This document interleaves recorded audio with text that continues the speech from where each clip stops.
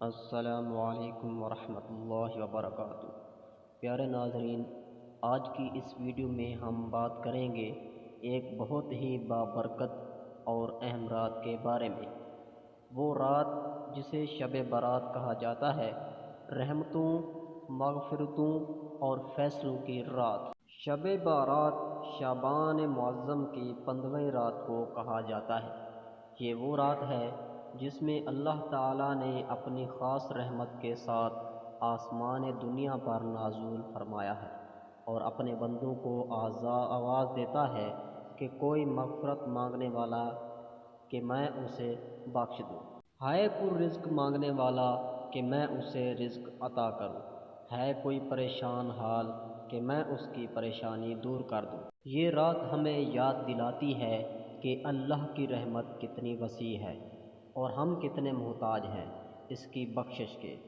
احادیث مبارک میں آتا ہے کہ اس رات اللہ تعالیٰ بے شمار لوگوں کی مغفرت فرماتا ہے، سوائے ان لوگوں کے جو شرک کرتے ہیں، دل میں بغض رکھتے ہیں، قطع رحمی کرتے ہیں یا گناہوں پر اصرار کرتے ہیں۔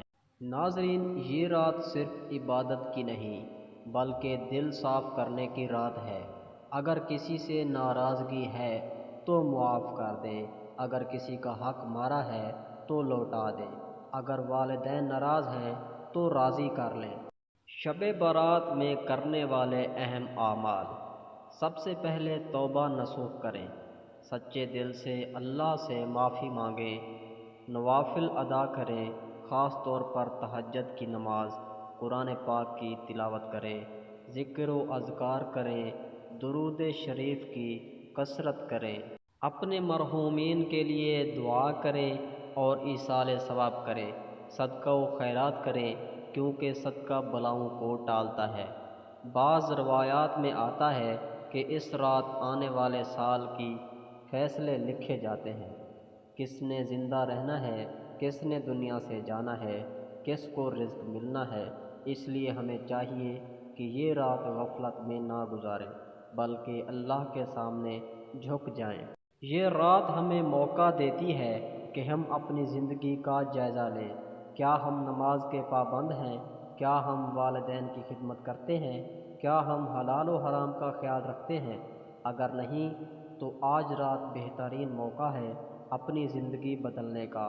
یاد رکھیں، شب برات آتی ہے اور گزر جاتی ہے، لیکن خوش نصیب وہ لوگ ہیں جو اس رات کو پہچان لیتے ہیں۔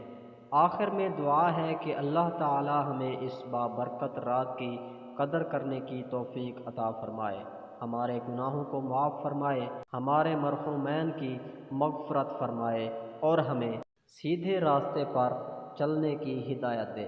اگر آپ کو یہ ویڈیو پسند آئے تو لائک شیئر کریں اور چینل کو سبسکرائب کرنا نہ بھولیں۔ السلام علیکم ورحمۃ اللہ وبرکاتہ۔